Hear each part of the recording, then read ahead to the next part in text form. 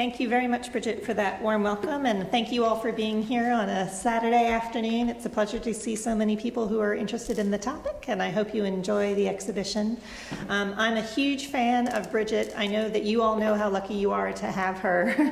And I came and visited a few years ago because I was really inspired to see your facility here. It's such a beautiful space. It's such a beautiful place to showcase gorgeous exhibitions, and I'm thrilled at how the exhibition looks thanks to Bridget and her team's hard work here. So what I thought I'd do in this talk is give you more of a sense of some of the details that sometimes it's hard to see even when you're standing in front of the object unless you know how to look at the object. And what you're seeing now is an installation shot of how the exhibition premiered at the Newark Museum. So you can see first off that we use some very strong wall colors.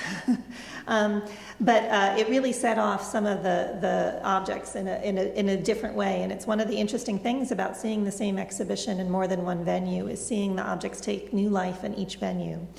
So as you can see here, I'm going to kind of zoom in on the first section, which is the same section that we start with here at the exhibition, which is really introducing people to the 5 pillars of Islam. Many people don't know much about Islam, and so to quote The Sound of Music, we'll start at the very beginning.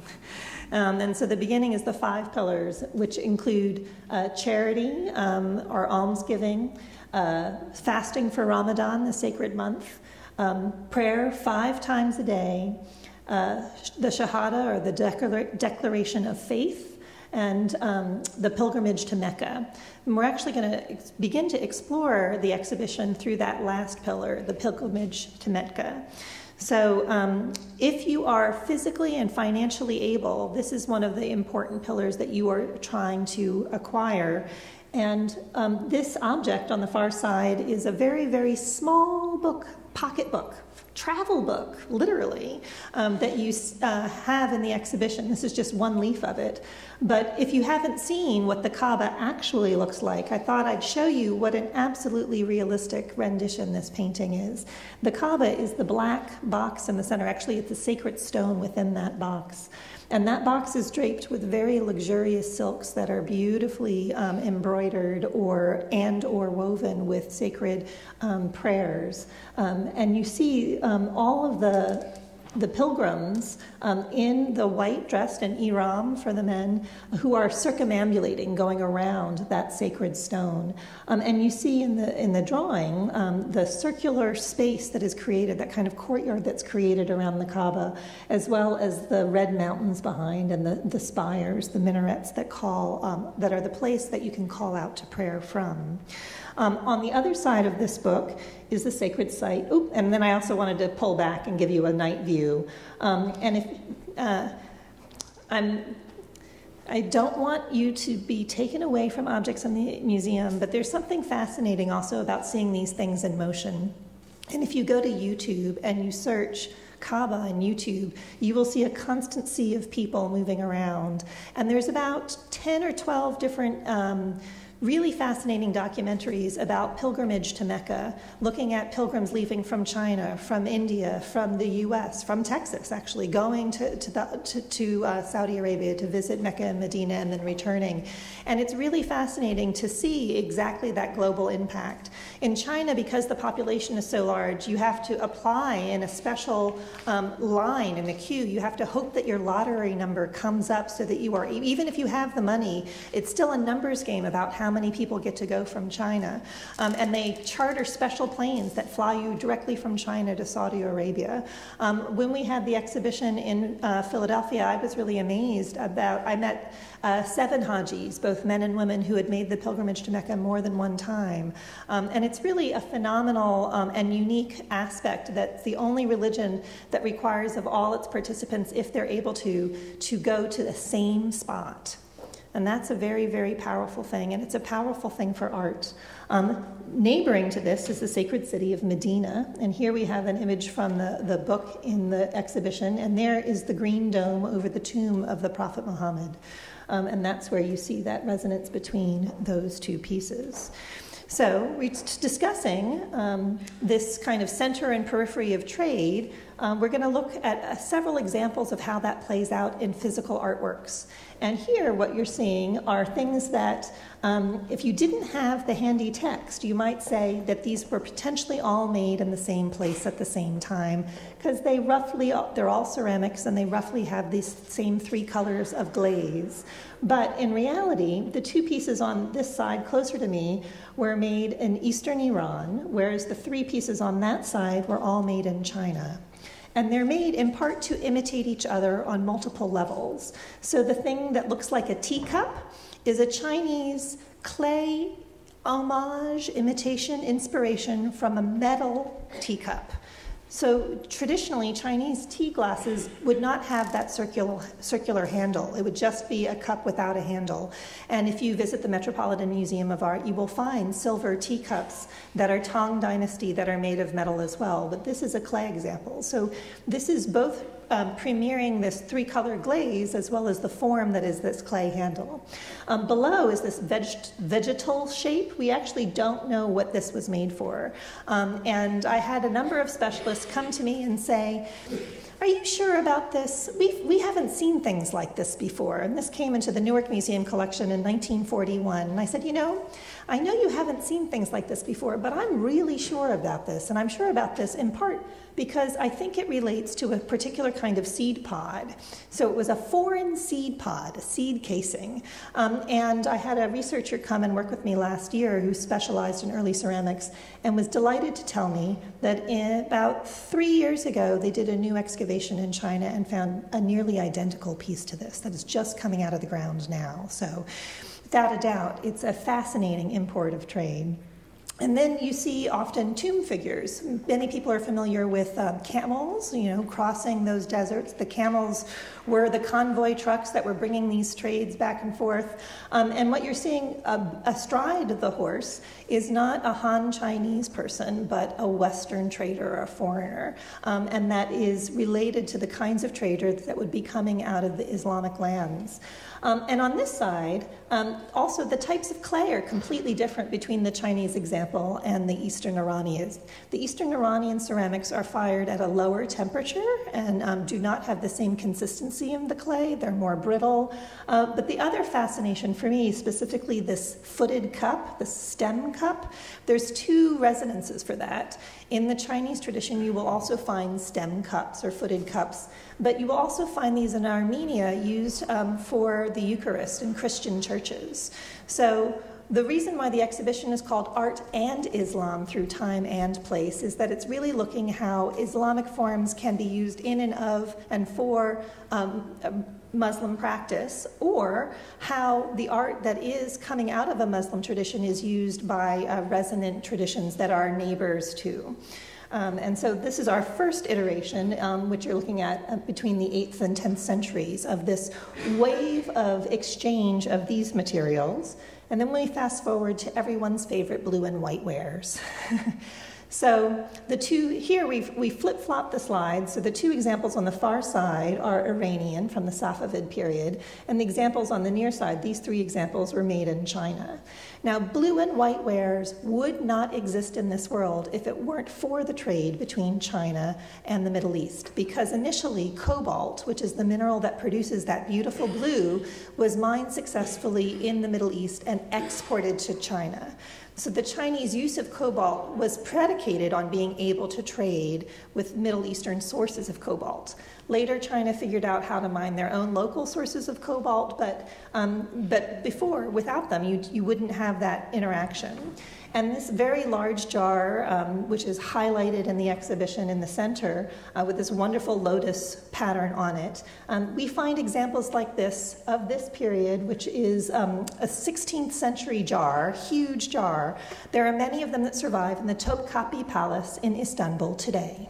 So we know that they were physically made and traveled from China, from the imperial courts of China to the Ottoman courts of Turkey, on the backs of camels, horses, and carts, by sea, by land and by sea. These things would come and go.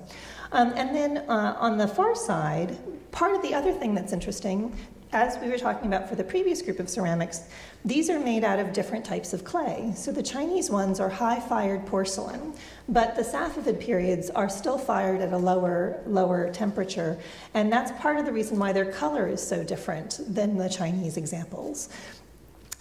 Just as we had the Chinese imitating the metal forms from the Middle East, we also have Safavid Iran imitating Chinese forms, but with their own, not imitating, inspired by.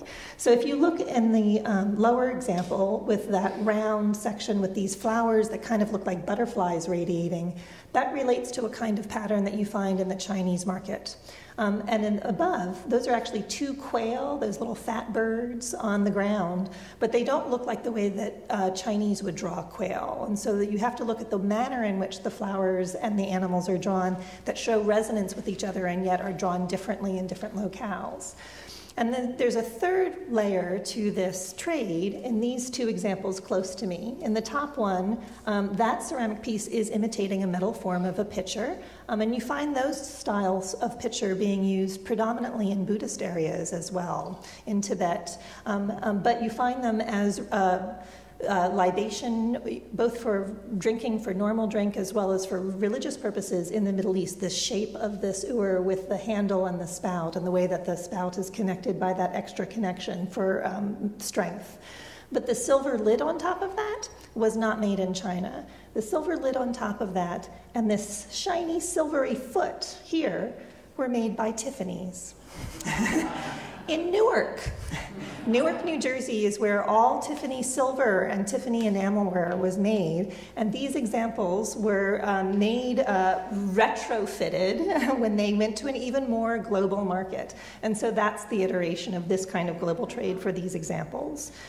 One final example of this particular style of resonance is you see the Spanish plate and the Iranian plate. And they're both using a similar style of glaze called lusterware, this kind of gold-brown glaze. And this was the hot thing, and being able to crack the technology of learning how to do that glaze was something that was kept as a monopoly for a long time. And when it eventually was understood in Spain, then you could see that earlier 13th century technology still being made in 15th and 16th century Spain. But the thing that I think is also interesting about the Spanish example is, can you guess what animal that is? Antelope's a great guess.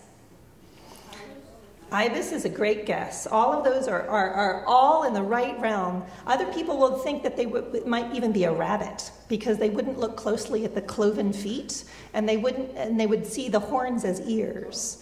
So we're gonna come back to him in a bit, but he's frolicking among grape leaves. Grape leaves are behind him. So we're gonna think more about him in a minute, and then we're going to turn to this other resonance of international exchange.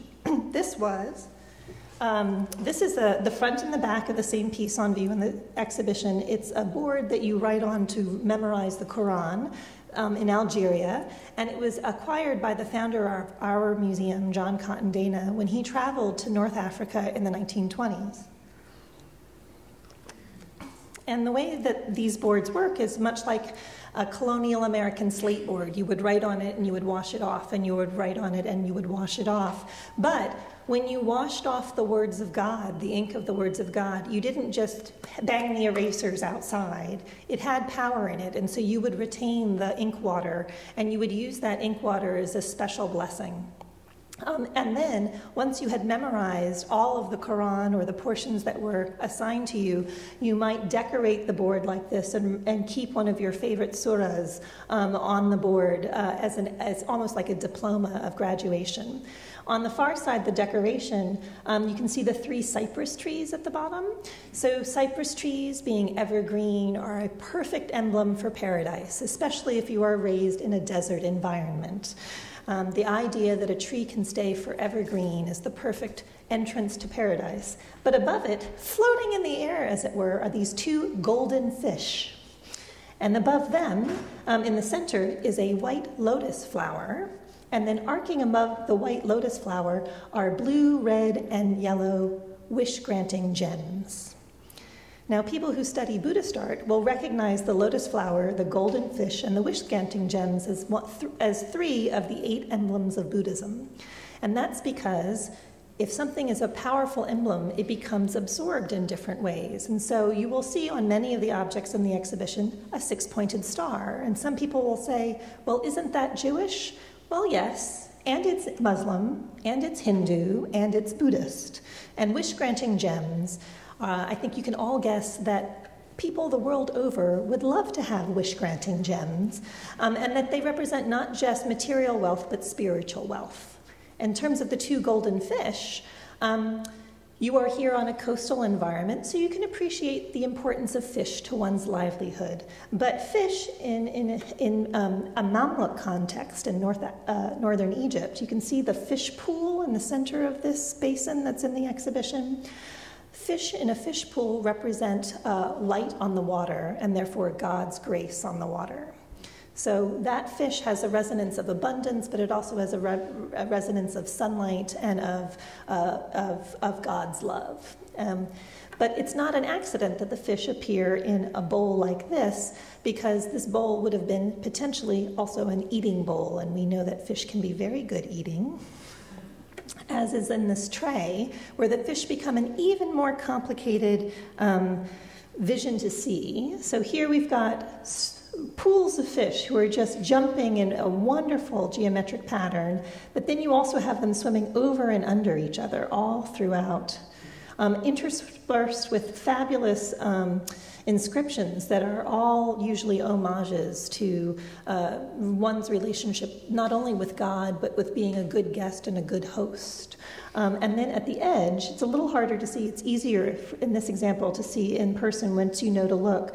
There are horned goats back to front. More good eating on the tray. So, and we'll come to this final example that blends this exchange between East and West as well as with writing.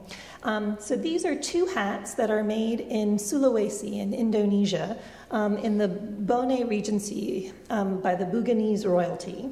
And this dark brown example with a lovely gold section is the kind that a high aristocratic man might wear. It's a Muslim form, a sacred cap covering your head, and he would wear this before he had finished his Hajj, before he had finished his pilgrimage.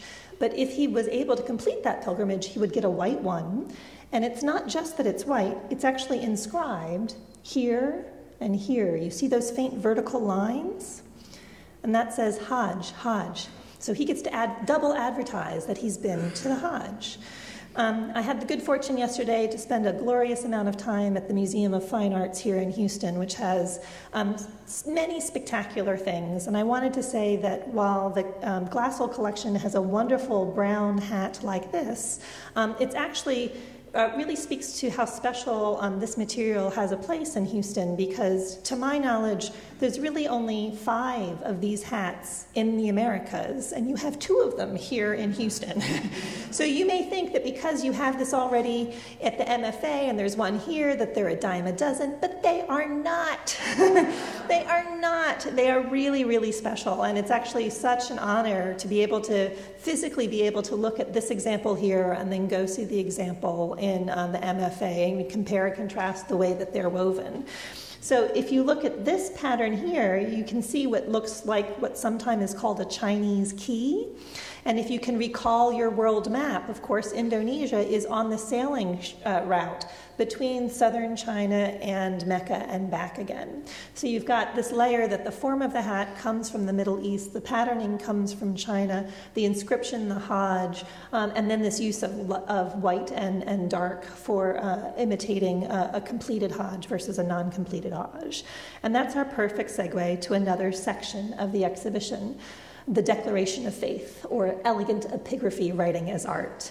Now, this object is not in the exhibition, but I'm going to finish this talk with a kind of globe-trotting view of mosques of the world, and I wanted to start this section with this building because while it's fabulous in space age, and while these minarets here are just elegant and look like curls, if you understand the tradition, you will see them not just as minarets, but as a stylus. a pen. And they're not just a pen that's waiting to be used, it's a pen that has already written the word Allah or God. So this patterning between the windows and the not windows is an inscription itself. Phenomenal, right? And I'm going to have you all ponder on where in the world you think this building might be, and I'll tell you later at the end of the program. I only wish, but thank you for thinking so. So what I thought I'd do is I thought I'd give you a tutorial on scripts. So I think we can all read 1, 2, 3, which is in the English language using a Latin script and the Calibri font. So here we have 1, 2, 3, still in the English language in a Latin script, but using a brush script font. So here we have 2 ways of doing calligraphy. But in the exhibition, it's not just changing the font that you're looking at, you're also looking at a different notation entirely. So you know what these numerals are called, right? Arabic numerals. Well done, well done. Do you know what these numerals are called? Excellent. Okay, final check. This one? It's the Chinese notation that is used throughout East Asia. So it's Chinese, it's Japanese, it's Korean, depending on how you talk about language versus script. So when we start talking about scripts in the exhibition, you'll hear words like Nashtali, Toulouse, like very different names of different styles of script. And sometimes it's just the font, but sometimes it's a completely different language. It's a language like Urdu versus Farsi versus Turkish. These are languages that don't have anything linguistically to do with each other. And one of the great strengths of the exhibition is looking also at the types of books that were written that were not just the Quran. As important as the Quran is, there's also a wealth of books that talk about poetry and science and math. And at the MFA, there's a spectacular early anatomy book that they have on view right now. But these 2 sheets are from the same story, but 2 different books about the same story. And it's a great hero's story. And it's always easy to tell this hero, who's called Rustam, because he wears a tiger skin armor. And you see in both of these, he's sleeping. So it's always fascinating to me how often this hero is sleeping. But it's actually, it's a huge poetic novel. It's an epic, like when you studied the Odyssey or the Iliad. And it's written in poetic form, written by a very, very famous poet. And you see the poetry calligraphed on the top and the bottom of this sheet and the following sheet. And it's also about a relationship between a man and his horse. Because in both of these, his horse, Raksh, is saving him. So here, he's saving the sleeping master from a tiger attack. And there, the horse is attacking the demon. The white div, is trying to throw Rustam into the ocean. So there's this wonderful relationship between a man and his horse. In fact, it's said that the horse Raksh can only be ridden by Rustam, and Rustam only sought for the horse Raksh. And so it's a wonderful buddy tale, a tale of adventure and mystery. And there's some beautiful examples of this same epic also illustrated at the MFA. But in addition to this long line of historic calligraphy, and these are from 2 different periods of time. The one closer to me is a 16th century piece, and the other one is a 19th century piece. So you can see some of the conservative nature of the way in which the mountains and the trees are portrayed, but also some of the vibrancy of the colors as different colors come in and different fashions come in. And speaking of vibrant colors and different fashions, these are some contemporary works by the artist named Hassan Massoudi, who trained in Iran and then traveled to Paris and currently has a studio in Paris. And each one of these is a poem. And each poem is written both large and small. So you see this that looks like a helmet, as well as this that looks like a teardrop, is part of the calligraphy. And then within each of these is more calligraphy. And he chooses poets that really inspire him. And he chooses them from all over the world. So famous Sufi poets from India and from Iran and from Turkey, but also people like Ben Franklin. And so this poem here is a version that basically says, the early bird gets the worm. And he does these amazing workshops. The other thing is that unlike Chinese or Korean or Japanese calligraphy that's done with a brush, most Islamic-based calligraphy is done, although there is Chinese calligraphy done with a brush in Islamic tradition, most of this calligraphy is done with a stylus. And these large pieces he does with a piece of board that are larger like this. And he'll dip it in the ink and calligraph with his whole body. So it becomes that calligraphic dance.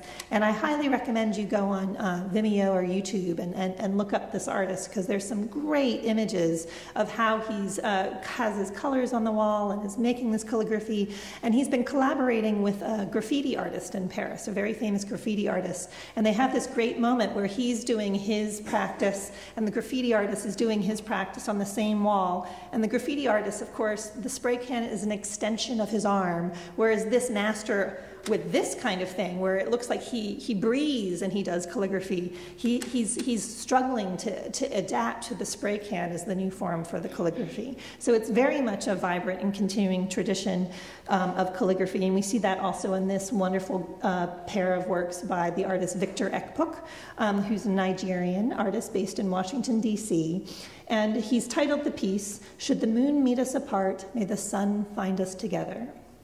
And I think you can see which one is the sun and which one is the moon, and that the sun, the red sun, is above this beautiful blue form on a light colored board, whereas the moon is, you can see kind of almost a blue moon backlit from a golden full moon with this these red lines.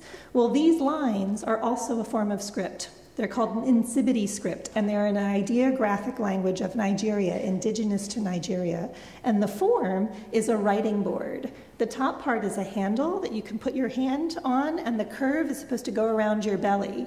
So you can practice writing the Quran. That's one of the ways that these boards were used. They were also used for painting. So he's taken that form of the board and created multiple forms of calligraphy on it. That blue example there, may the sun find us together, that symbol that is the two bars crossing is the symbol of marriage. And the red one looks very much like a symbol for a river. So there's all this wonderful resonance and layering of meaning in this kind of form of calligraphy. But you also find, one of the things that I think it's difficult for us today to think about is what a precious thing the ability to read is. Because historically, most people did not know how to read. Only a few people knew how to read. So the power of writing meant that it could be used as an amulet. Because, of course, if you can't read something, it must be so much more powerful. Because you can imagine and project into this writing all these possibilities that you don't know because you can't read it. And so on the blade, this is a double-formed blade, you can see inscribed onto it a number of amuletic properties to make the blade more effective. And you'll see in a lot of the arms and armor over there, lots of inscriptions, and many of those blades were actually made for prestige. They weren't really made for battle. This is also an amuletic form of script. So you see all of these wonderful wishes for good life in the hand of Fatima, Fatima, the daughter of Muhammad. And each finger represents a member of the Holy Family. And you can see the same hand in a abstracted form on the fibula. So the far side, you see these are three little hands coming down. So that's something that can be both worn on the body as a form of protection, or like this hand would be placed on a wall or by an entranceway to guard the threshold for welcoming goodness into the house and repelling bad things from the house. And you see the six-pointed star right there, right? Here's some other examples of prestige weapons that we see over here. But you see the inscription on the top of the wall, "A man's inkwell is the water of his life and the cause of his salvation." So that's the other reason why all of these things are written in such a way. On another wall, you'll see this is not a pattern. This is, in fact, a poem written all the way around this eight-pointed star, which is another form of star that's meant to welcome goodness and repel badness. And you see this is called an onger. It's a particular kind of donkey-ass-related animal. But what is he leaping over? He's leaping over a fish pond. See the two little fish right there? Right there? So there's all these fabulous details interacting with the script. And in this example, also on view in the gallery adjacent to the previous one, you find in the vines all sorts of birds perching and singing. Now, this blue inscription is actually just a part of a sentence. It's sliced from the sentence. It would have been a much, much longer reading. And so all we have is this one fragment because people outside would see this as a work of art in and of itself. But this is just like saying, but with all of that beautiful bird. And we have two in the Newark Museum collection, but only two similar to this, with this wonderful banding up top and the pressing on bottom and the blue calligraphy. But only one of them has the birds in the tendrils behind the calligraphy. The other one does not. And finally, we're going to move on to this next section, fasting for Ramadan. Now, in an exhibition, showing fasting can be difficult. I know there are lots of conceptual exhibitions about showing nothing, but in many ways, fasting really, of course, and fasting in many religious traditions is about providing a special sacred time. But sometimes it's also about the feast that happens after the fast. You know the amazing story, there is no better spice than hunger. And I will say that all the food that I've had that are the most amazing meals I've had in my life are the ones that, in retrospect, I was so hungry for.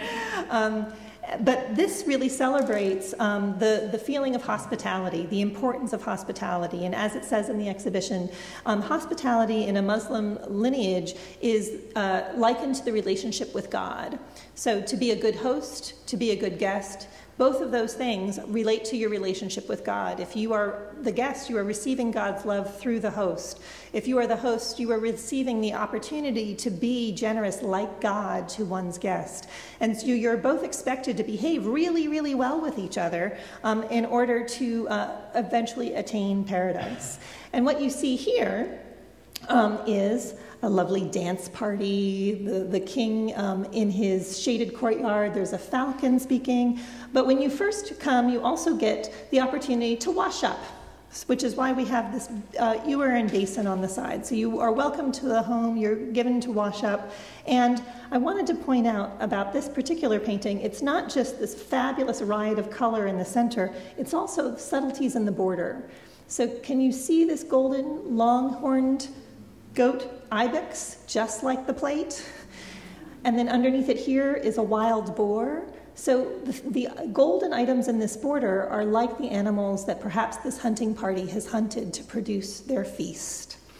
And that's what you also find in these. So here's another wonderful bearded longhorned ibex on a plate. The inscriptions around the edge all talk about blessings. And these are two hunting falcons who are circling a sitting duck. And on their bellies is inscribed the word blessings, because that is the way in which your meal might come to you, is the kind of food that might be plated on these wonderful dishes for your feast. And these, maybe to our sugar-bound eyes now, you wouldn't look at these and think, ooh, something sweet. But this is a honeycomb pattern. Both of these are honeycomb patterns. So it's like having a cupcake drawn on your dessert plate. And if you are familiar with it, that's what you would have. And in fact, at the edge, this is a fish scale pattern. So these dishes are helping you to think about other yummy things that you're going to be eating. And if you look closely, there's actually this wonderful spiral of color in this dish. You see the green and the yellow and the blue and the brown and the red. So there's this kind of psychedelic patterning that the artist has stippled in this honeycomb.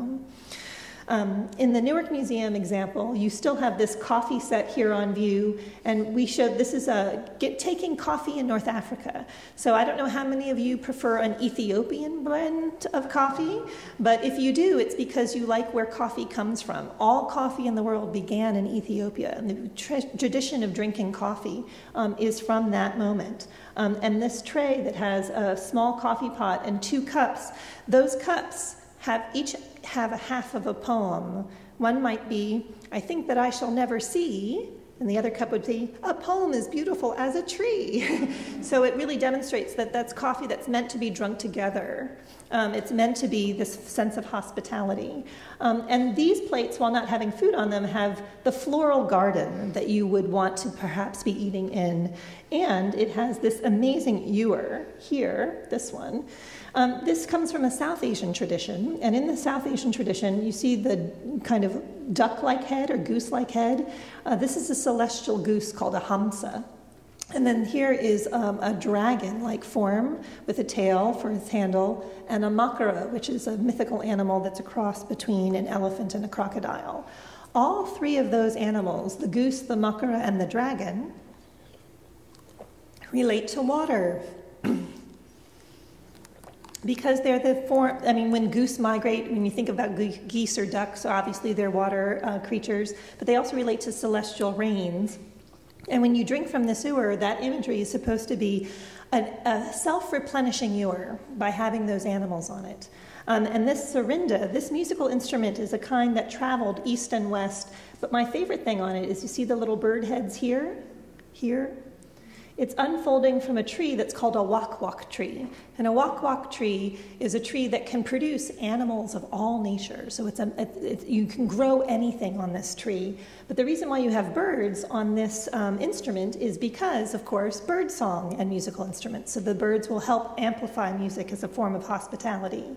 Also in the exhibition, we have this beautiful tambourine with carnations decorating the front. What you can't see in it, in the back, is the inscription of the artist.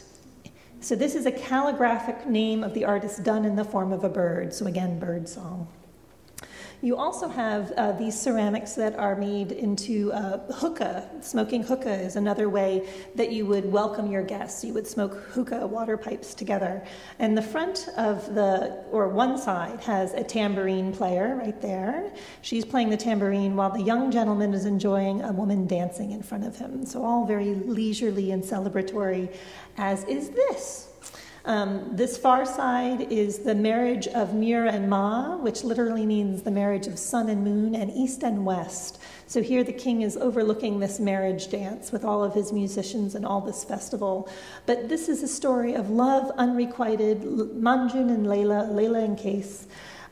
So she is Layla, and she is greeting what is probably a feminine Sufi saint, she is hoping, bringing her news of her lover, Manjun. Manjun literally means one who has run mad, and he has run mad because they've been forbidden from marrying. And so he is an ascetic in the desert, and she longs for him. But if you look closely at these colored bird pairs, all of these birds have been released from these bird cages right here. So it's showing true and eternal undying love for two people in the birds while she's listening for word of her lover, which is another metaphor for the soul's yearning for love from the divine. So it has multiple levels that way. Continuing on with modest beauty, dress, fashions, and faith, we have this beautiful hair ornament. This is actually the back of the ornament. You see all that beautiful enameling, and this is the front encrusted with diamonds, and it's worn on this side of the head. And it's specific to Muslim women in northern India as a form of hair ornament. But you see in here some familiar figures of the eight-pointed star here, the hand of Fatima here and here. You'll see a crescent moon here, and then you have two peacocks. This is a peacock on one side and a peacock on another side. Peacocks also are signs of love because the peacock calls to dance as the monsoon rain comes. And so whenever you see peacocks prancing, you will hear the call of love. I understand soon you will have a beautiful exhibition coming from Jodhpur called Peacock in the Desert. And so that is the proud, beautiful male peacock, although in the desert, calling for love and calling for the rains of the monsoon. And this amazing necklace is actually made for a man, and you can see the crescent moon decoration around the bottom, the vizier, because jewelry is not just a feminine property, and fine dressing certainly isn't just for women, as these two amazing costumes or coats show. The far one is from Kashmir, and the near one is from Qajar period Iran. And these, both luxury garments, show also imports between different regions, so that this wool is actually probably woven in Kashmir and sent to Iran and then fashioned into a coat in Iran. And these prestige swords are from Indonesia and the Philippines, and this has a tree of life motif on the scabbard, as well as a tree of life motif and geometric portions here. But my favorite one is this example. Oops, there we go. Sorry, you got a preview. So you have a tree of life on the scabbard. You see this fabulous snake-like blade. Well, it's snake-like for two reasons. One is the power and venom of a snake, and usually those blades were poisoned, so all you had to do was to slash someone with the poison. But the other thing is that that's my timer, letting me know, almost.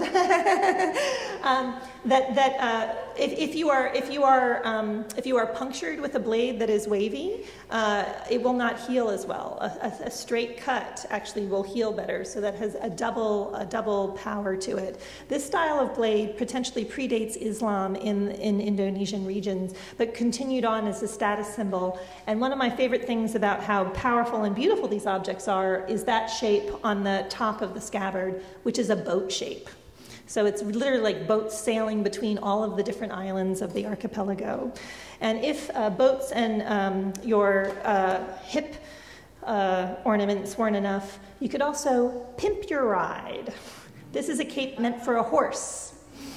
So if you have a Maserati that you want to have a really smashing cover for, this is what this would do. And on the one hand, you've got sequins on this side and fringe. The underside is this spectacular ikat, this wonderful tie-dyed ikat, for those of you who don't know, is a moment where you actually tie and dye the string before you weave the garment. And so the reason why the lines look a little offset is because of that dyeing process. And what you see when you look closely, this is a poppy. So this is a field of poppies on the back of the horse. And if you don't believe me, there it is, right there on the horse. So that's a very fab horse in Uzbekistan. Wrapping up, we're actually, as I said, going backwards in time with this talk. This particular carpet is one of the best in the world of its type. And what it shows you, of course, is not just a flower garden around the edge, and the mihrab, which is the part within a mosque that shows you the direction of Mecca, the direction that all the faithful pray. And the direction of Mecca, of course, changes depending on where you are in the globe. And so what you need is you don't need a mosque to pray. You don't even need a prayer rug, but you need a clean space, and you need the direction and the time of day in which to face Mecca. And that's what this astrolabe helps you with. This is the original smartphone. It's a particular app that shows you both the direction of Mecca and the times of day that you should pray. But if you're well-to-do and you have a gorgeous prayer rug like this that has within it it's actually both a mihrab for that direction and the gates to paradise, and it has within it its libation vessels. You see the two red and blue pitchers, because you also have to ritually wash yourself before you pray so that you are clean for your 5 prayers a day.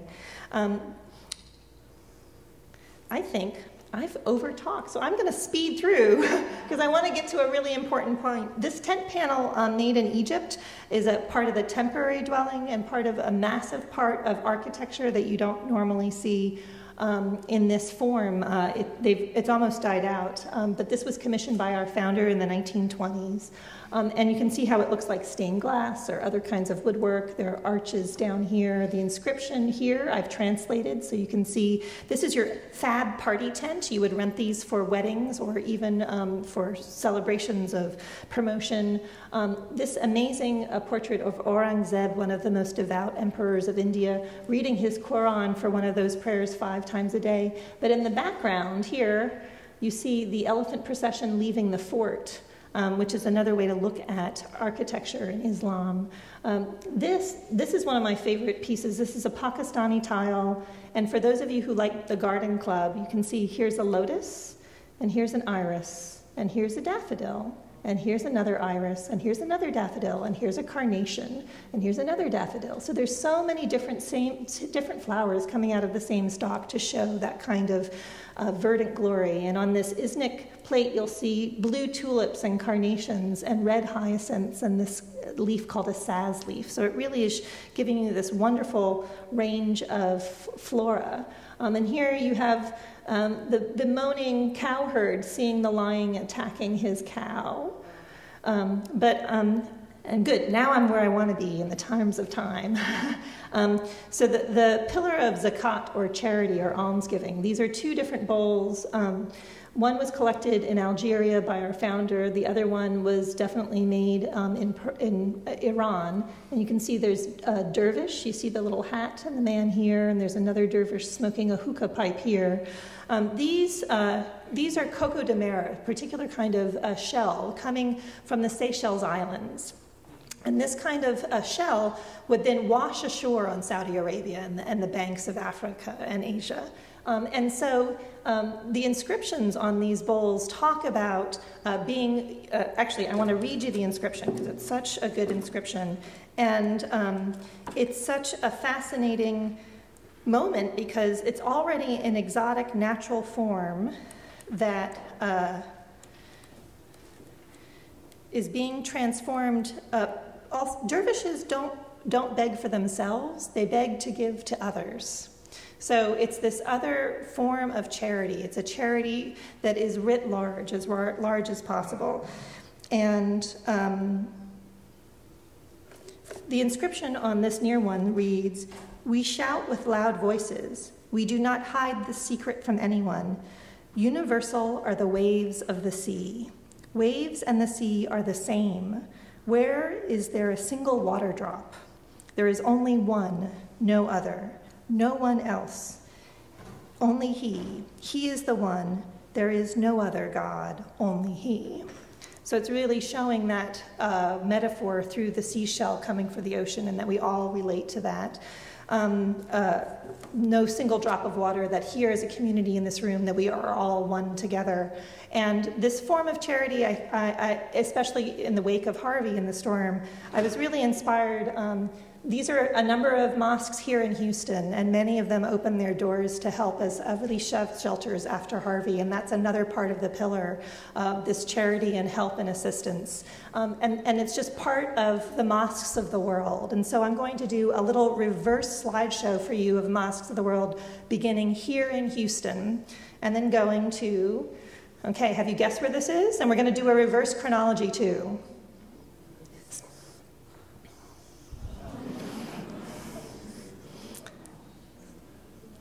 So you have a moment to look at and then guess the date and time.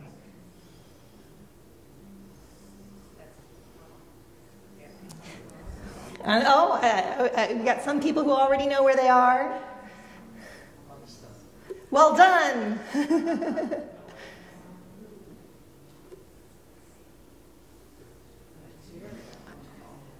This is one of my favorites. Good guess. Indonesia's coming, don't worry.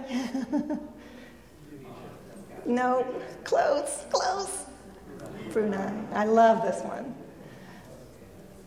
This one I think is a very interesting story because it was also built after World War I to honor the Muslim fighters who fought on the Allies side in World War I. So there's also that other special relationship.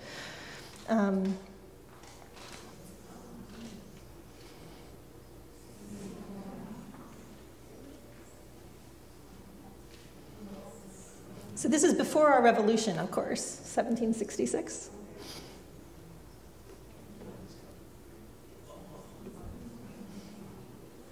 And I'm amazed at how close in date this one is. Yeah, good job. You got Delhi, excellent.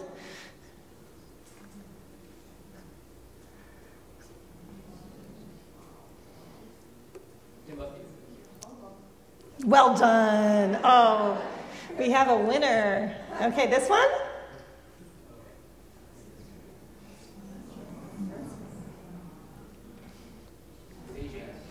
Good guess. You got China, Yunnan. Yunnan still has a very large Islamic population.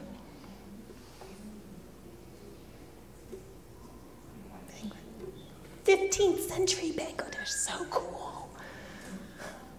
This is one of my favorites. Amazing, right? That's the color of those domes. That was one of the reasons we did the colors of our walls for the exhibition that way. You got this one. Good job. If you ever want to watch a great YouTube video of people replastering this with mud, it's a whole community. You know, all of these timbers that are sticking out are where people climb up to reface the mosque. Really amazing. Yeah, 1250, right? Amazing.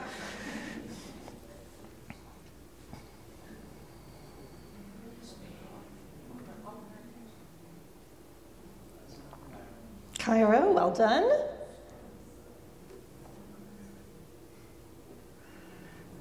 So it's this minaret, this circle that the Renaissance artists are looking at for the Tower of Babel. Guesses? Cordoba, well done, well done.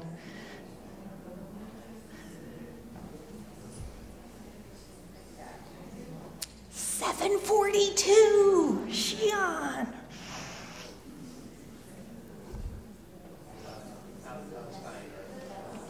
Yep. Palestine or Jerusalem, exactly.